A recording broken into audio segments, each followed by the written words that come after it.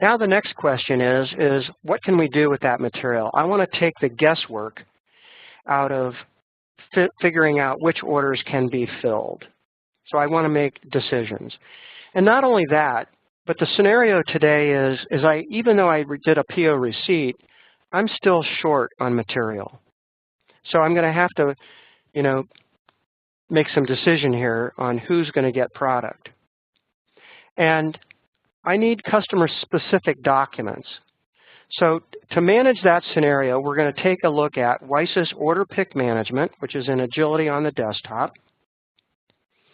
Then we're going to actually go out and get an item and put it on an order. And then we're going to print packing lists, and then we'll go through the process of billing and invoicing. Now, you can decide who does what job. I'm going to show you it could be done in the warehouse. As you begin to speed things up, instead of having customer service make all the shipping decisions, you could have somebody in the warehouse start making those from a radar screen. In fact, one of the scenarios that I saw just last month, I visited a customer, and every order that came in, every one, day by day, was printed and sent to the warehouse. It didn't matter if it was due today, next week, next month, next year. They just printed those orders and sent them to the warehouse. It was the warehouse guy's job to stick them in a folder on the day or week they should ship. And I can tell you, he didn't like that very much. It was always a mad dash and a scramble, because every time they printed those batch of orders came over the wire 3 times a day, he had to stop whatever he was doing, go look at every one of those orders and see if they were due today, and then file it if it wasn't. So let's take a look at some options that can make a lot of people's lives easier.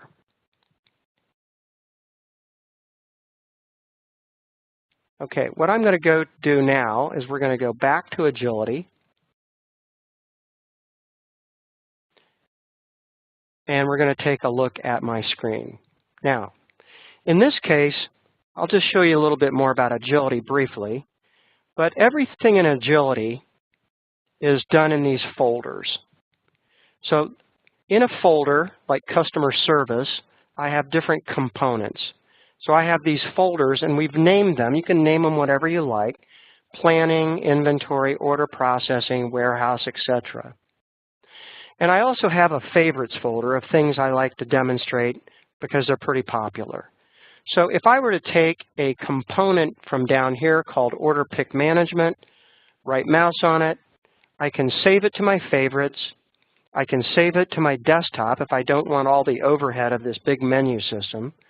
Or if you're using Macola 10, you'll get a little option here that says Save to Macola 10.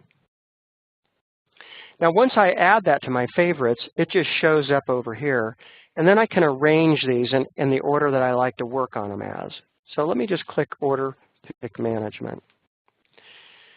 Now, Order Pick Management, I want you to think of as a radar screen. Think of it as your to-do list. Think of it as what happens next. Over on the right, we have a filter. The filter today is set up to look at my request date and my order location. There's some popular date ranges here, like Show Me Everything, or Show Me a Moving Date Range, Show Me Last Month, this week, yesterday, today, tomorrow, before today, after today. I like this one, On or Before Today, because it shows me everything in the system that could be shipped. And you'll see that there's alerts. There's alerts here on things that I need to pay attention to, like back orders and quantities to fill the back order.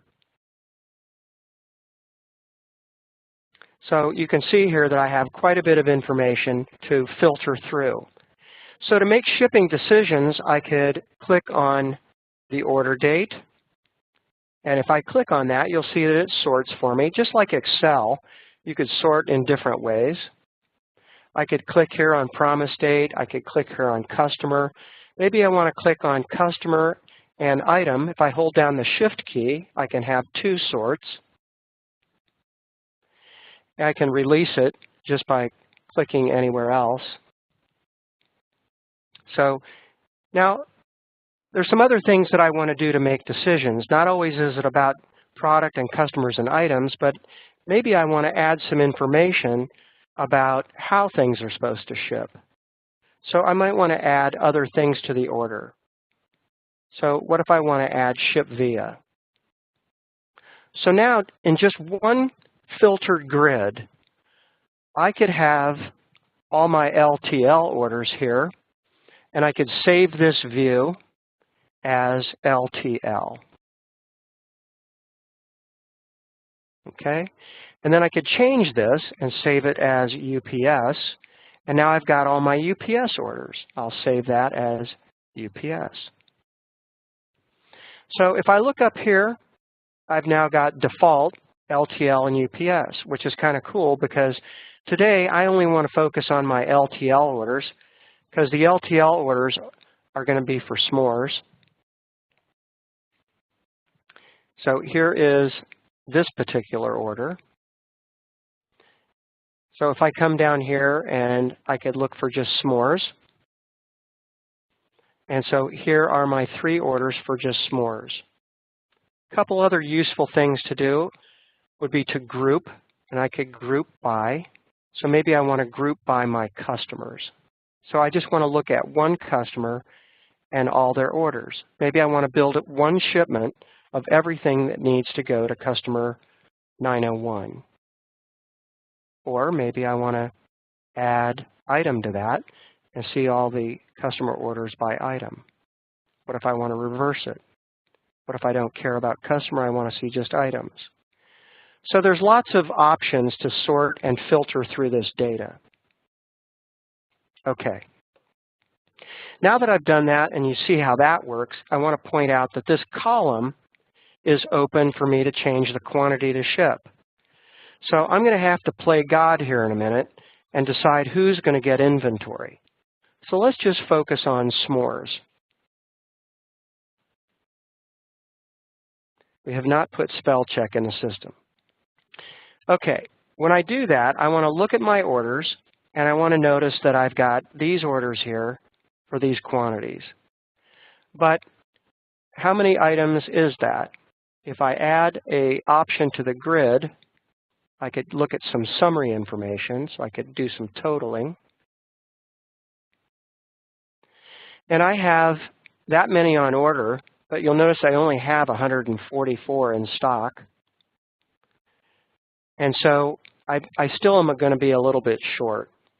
So I can use this option here to fill all back orders. So I could, as production was happening or as POs are being received all day long, I can just click this of what I want to do and fill back orders, and it'll go out here and try and fill all the back orders. And it did it in the order I had it stacked in. So if you want to prioritize this by some customer method, you could do that. And then it'll start at the top and just crank right down through it and try and fill until it becomes exhausted. So in this case, I'm going to play God a little bit, and I'm going to make some changes. And I'm going to change that to 24. And that's just what I'm going to do to satisfy everybody here. And I'll go ahead and make those changes. Done. Okay, now that these are checked, I'm going to go ahead and print pick tickets. So if you like your pick ticket, you can keep it, just like Obamacare. However, if you want to use our pick ticket, you could adopt it. It's a crystal report, and you could put whatever else you want on it. This is driven off of our view of data. So if you have a pick ticket that you want to modify, you just target it to our view, and you can run it with this functionality. I've got 3 pick tickets here, and so I'll just go ahead and print them. So I'm going to physically print them because when I go to the warehouse, I don't want to get confused. And that way it helps me keep things in order. And as I pull things, I can leave the pick ticket with the physical order. Because at some point, as a material handler, I need to hand off something to the next guy to do their next thing. Okay. Did they print correct? Yep. Once they print correct, they fall off the grid. So that's why I call it a radar screen. As you begin to deal with your orders, you know, Bob over in the shipping department in the office there, once those orders are out for picking, I don't have to worry about them on this grid.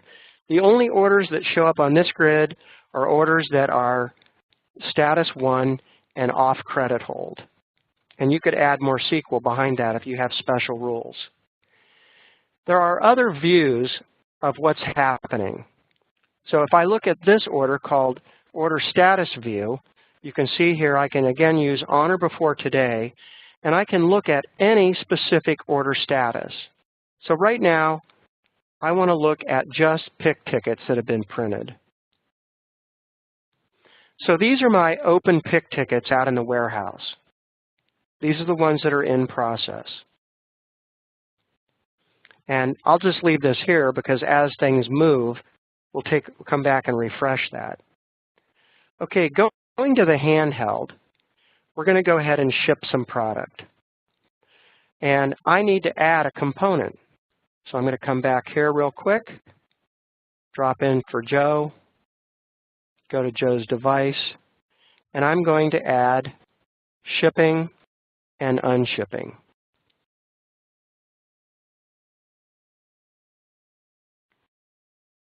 And I'm going to get rid of one other. You'll see here, well, I'll show you what happens. What happens is if you have more than 9, it begins to scroll. I don't know why, but it just bugs me when it does that. Bugs me when it does that too. I'm hitting enter where I shouldn't.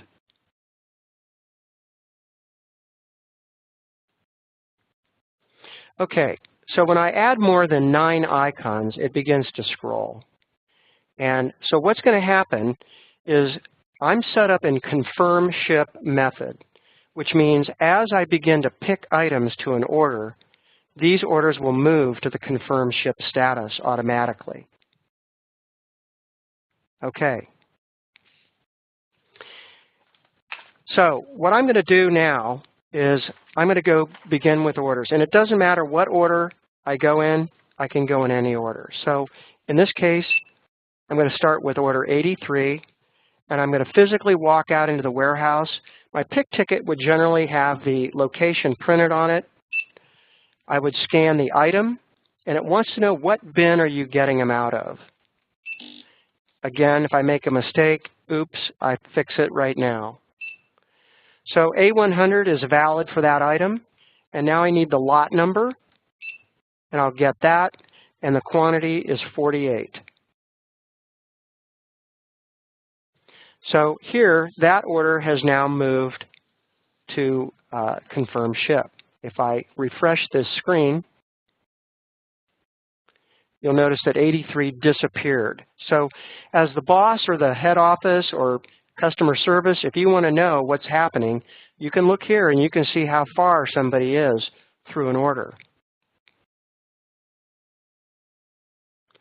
Okay, we're done with that. Again, if we came back to this order and scan the item, you'll notice that it says quantity remaining to ship is 0.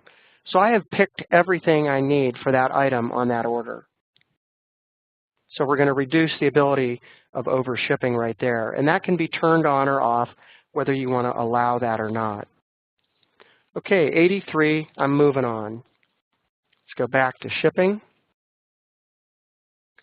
And here, I'm going to go to 140, the item, and again, the bin, and the lot. And the quantity, it says 96, but my pick ticket says there's only 72 available. So even though it says 92, I'm only going to go after 72. And if you like it to say 72 on the screen, that's easy to change. So that order's on my cart now, and I've got that order picked. I'm going to go get one more order. Item, bin, and lot. And in this case, I need 24. Okay, so we're done with that. Again, if we come back here, open this back up again, and we look at the orders,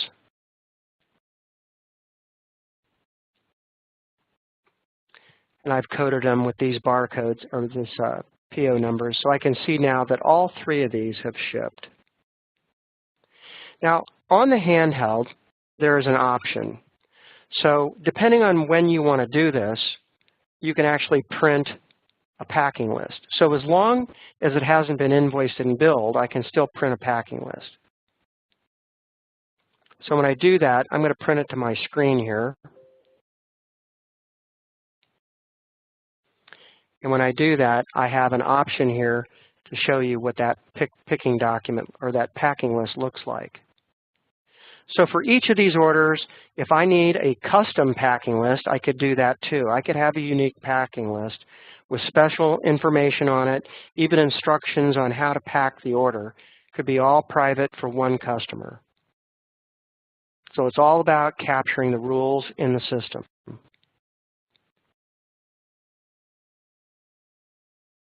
Okay, I can also unship an order. If I wanted to come in and grab an order and unship it for whatever reason, I could take it back to the pick status.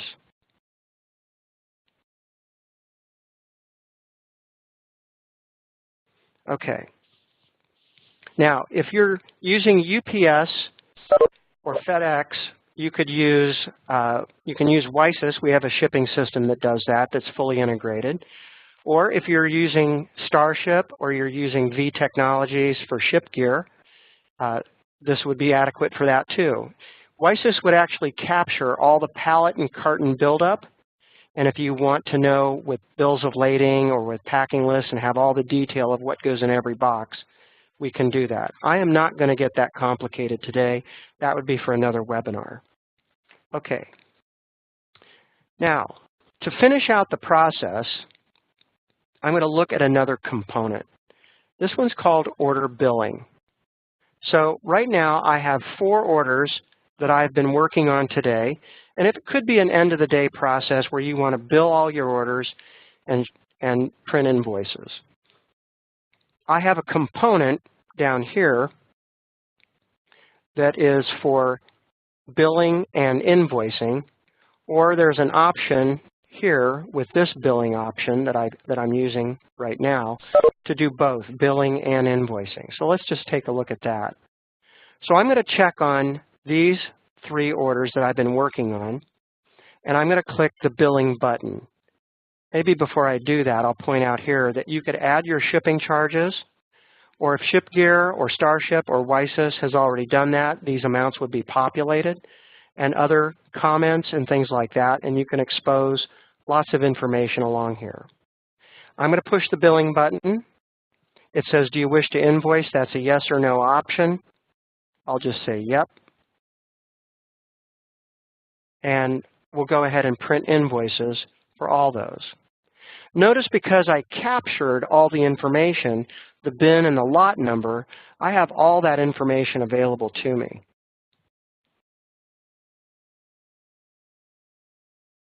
There's the second one and the third one.